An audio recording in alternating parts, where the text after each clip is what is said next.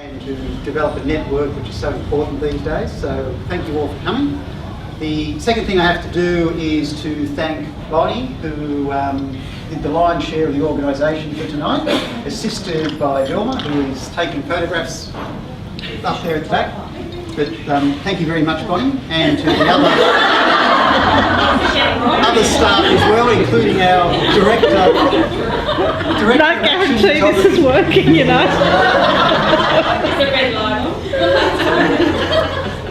And then the third thing is that we are going to have a couple of speakers tonight, and I am going to introduce the first one, who is Dr. Mary Carroll from Charles Sturt University. Mary is a sort of, I've met her a few times now, she's a sort of nice, bright, bubbly person.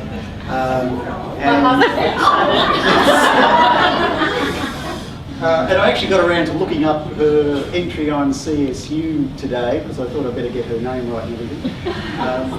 She's the Assistant Course Director at CSU. Her undergraduate degree is in Education.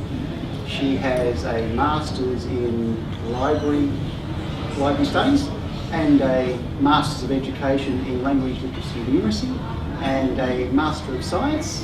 Who would have thought? So I think she'll be worth listening to. Maybe not.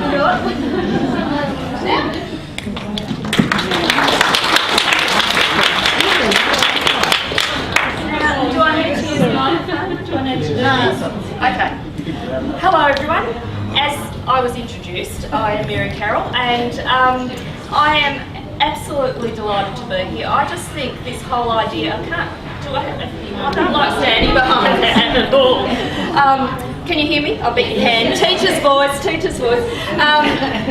I just think this idea of you getting together and talking to you, I haven't seen it before at a TAFE program, and I just think as long as you can sustain the contacts and the support with each other through what may be difficult times, because we know that employment is sometimes difficult to get, and we know that you have to get, it's a case of, well, for most of us,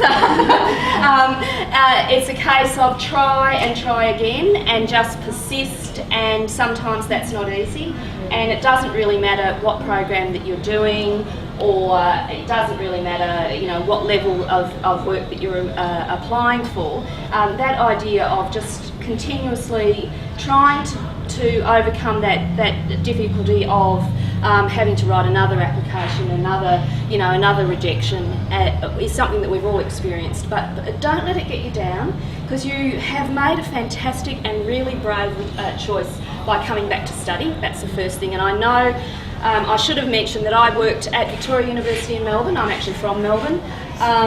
And I was in Hong Kong last week, so I reckon it's hilarious that I'll have done Hong Kong, Mount Druitt and Melbourne in 3 days.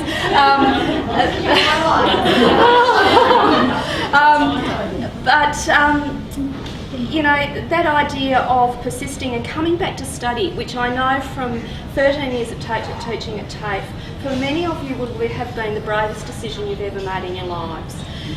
If anything I know about TAFE is that many of the people that do the information studies programs didn't have a great experience at school. They weren't star students, they left school early, or they may have left their home country and come to Australia, so the things that they knew and understood in their home country don't necessarily apply here. So congratulate all of you, each and every one of you, whether you're newly graduated, haven't graduated yet, or will graduate, on the fact that you have taken a really, really brave step, and you've put yourself out there. You've come and done a qualification, and I just know that the teaching and the programs that you will have received will have been supportive, caring. You will have encountered fantastic educators, because I know library studies educators are all fantastic, I should know.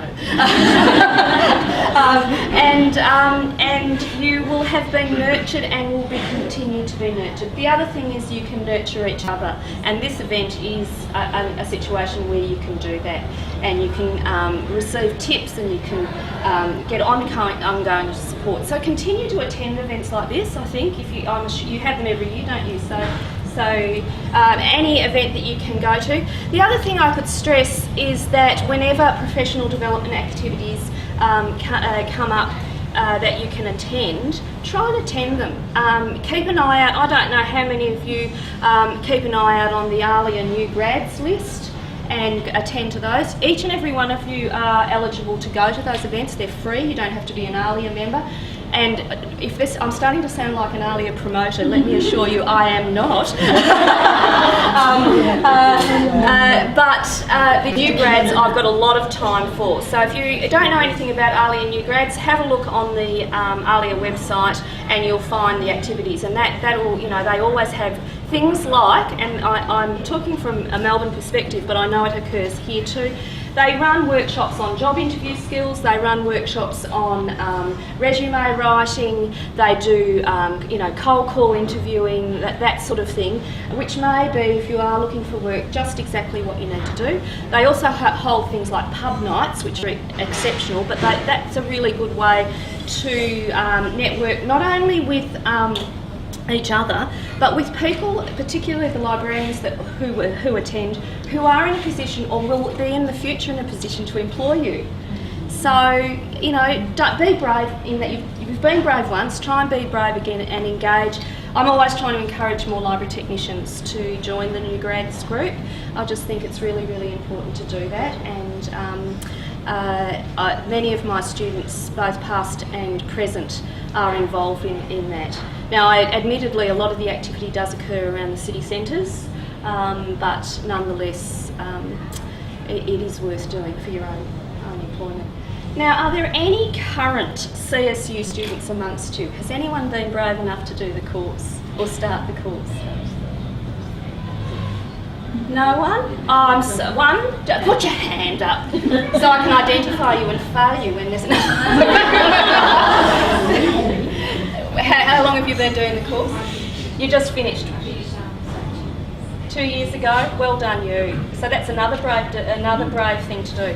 And so I suppose my next thing, as well as those other things that you can do, is as you make your way into the environment, into what I consider one of the most fantastic and inspirational industries there is, we are pretty privileged to work with the things that we work with and in the places that we work. You might want to consider the next step, and you're going to have to be brave again for some of you. And then you're going to have to think about further study and professional development. And so if you are thinking that that's where you'd like to go next, it might not be now. They say that there's about people study and then they go and work, and then and then they start to reflect on their work, and then in about 5 years after they've done their last bit of study, they start thinking about doing more study. That tends to be the pattern, and it seems to hold for many of our students. So if you have not got a degree already, that you would be thinking about transferring into a Bachelor of Information Studies with us or with one of the other universities, and you get a year's credit for your diploma. So that means you've got 2 years. The bonus to that is you can end up places where you never imagined you might be when you started your Certificate 3, because you then get completely really substantial credit into a master's degree, so that you only end up having to do 6 more subjects to get a master's degree. So if you left school when you were 12 or 13 or 15 and never wanted to go back to study, and you were brave and you decided you'd do a Certificate 3, then you went on and you did a diploma, and now you're starting to think, I really enjoyed that, because I know TAFE study is transformational. It does transform people's lives. So if you are starting to think about your next step, maybe it's when you've found work. I would probably suggest finding work is the best way to do it, because it's fantastic to do your study while you're working, and it provides you with a context for your study, but you don't have to do that. But I do think if you've done your diploma, it's great to get a bit of work behind you. Think about some further study. Think about having a look at a program like we offer at CSU and the undergraduate program. If you've got a degree already, which I know many of you will have, because that's the pattern in information studies, then you can do the master's program and get credit for your diploma, and you'll be able to go places that you perhaps didn't imagine in the first place. And the most common reason I get for people with a TAFE diploma who do the undergraduate or the postgraduate degrees, that they end up working at a fairly high level in their workplace but getting paid less, even though because they haven't got that qualification. So they become and they look around at those librarians around them and they think, I can do what they do, but I just haven't got the bit of paper. So maybe the next step for you is to think about a degree. And you're nodding your head, so that's obviously exactly what happened to you. So you look at the people and you think, I can do that, I'm good at that, I can do better than that, and that's what people do. Now, I've had said enough because I am prone to, the only thing I'm missing is spotlight. But I would prefer if any of you had any questions about that. Rather than, or I'll just finish and you can just don't ask questions and I'll go away. But things like fees and things like that, they might ask. If you already have your bachelor's from overseas, Yeah. and you wanted to pursue your master's and have done the diploma, how many credits do you think? Into the masters, I think for the diploma, I'd have to check because I always have I think it's about 2 subjects, so 16 points of a 96-point course. Okay. So, but it might be, if you, I'm not 100%, I see I'm not very good at numbers, I'm a historian. I sympathise. But you also have, you might get credit for industry work and that sort of thing. So, that, it's a negotiation that goes on. You apply for credit, we have a look at your background, if you've worked, if you haven't worked, and then apply the credit accordingly. We do have some credit packages, and I think it's about 2, but that doesn't take into account work experience if you've got any. So, and if you've got a master's, it's a different thing altogether. Yeah, of course. With both the undergraduate degree or the master's, is there any way the CSU actually runs it face-to-face, or does it have to be done online? We're discussing that. In discussion. In Hong Kong? No.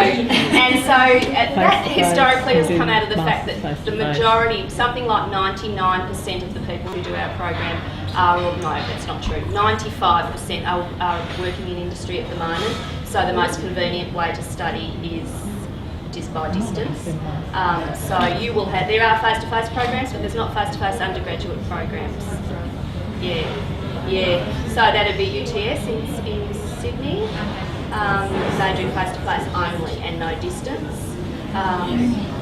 So, and it depends on what you're looking at, really. So if you are thinking about doing some further study, really have a think about what you're interested in before you make a decision based on mode. Because lots of people manage different modes or mixed modes, but have a look at whether the course that you're looking at offers the focus that you're interested in. Some are more IT focused, some are more humanities focused, some are more community focused, some are more, and admittedly we're big, so we've got a bit of everything. So to have that'd be the key. Look, don't worry about the mode as much, even if that's your preferred learning style. Have a look whether it's going to offer, have a look at the subjects, and if are you interested in it, because you're not going to feel you're interested. I did know someone who was doing the undergraduate library degree master, and he was talking about study days. How frequent and how often? That only applies to, you mean, I don't know. At the beginning of our program, it's the only time we meet people face to face. And we have a residential school which runs for 3 days. It's a way of increasing the population of Wagga. 3 days only. No, and in fact, if any of you are thinking about doing a degree and you're worried about the residential school, don't be, because people just love it. They just adore doing it. Master's degree, there is no study day requirement, but what we have introduced, which I suppose I should have segued into, is that we run sessions. We now have a study centre in Sydney where people can get assistance, and we also run study sessions and contact sessions and trips to libraries and all sorts of things in the major cities. So, yeah. So that's only because I like the people contact and I got really bored teaching distance all the time. So all out of mine. Any other questions? Fees is another one people might ask whether you go. We have Commonwealth supported places, which means undergraduate's about $700 and something, $90 a subject, but they attract HECS, so you can delay that at the minute. We know things are a little bit funny in that regard, so at the minute, and then the Masters program also has a substantial number of Commonwealth supported places, but they are given out on a first come, first served basis. So, but we have a lot of them. So if they all get used up in the first session, we have 3 study sessions. If they get used up in the first one, then there's none for second and third, so you're better off waiting till the next year. But this year they didn't, and this is the first time we've ever had a small number. So it's worth getting in before legislation changes, is what I'm thinking. Whatever university you're thinking about, it might be a good idea to get in now with programs.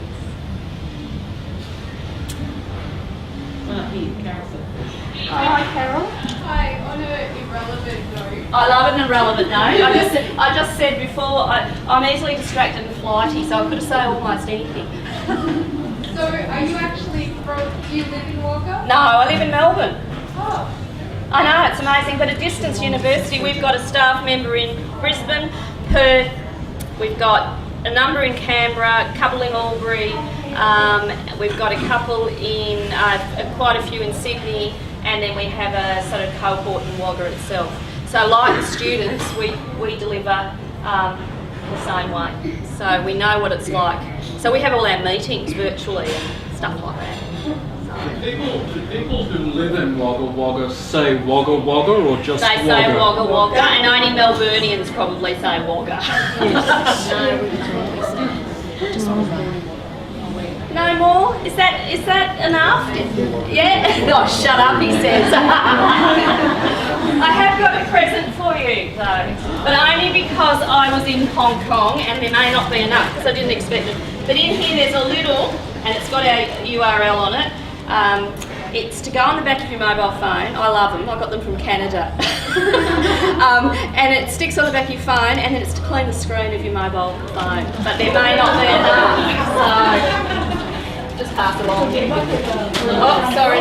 Actually, give me a few so the other side gets a few. So there's not going to be enough, let me tell you.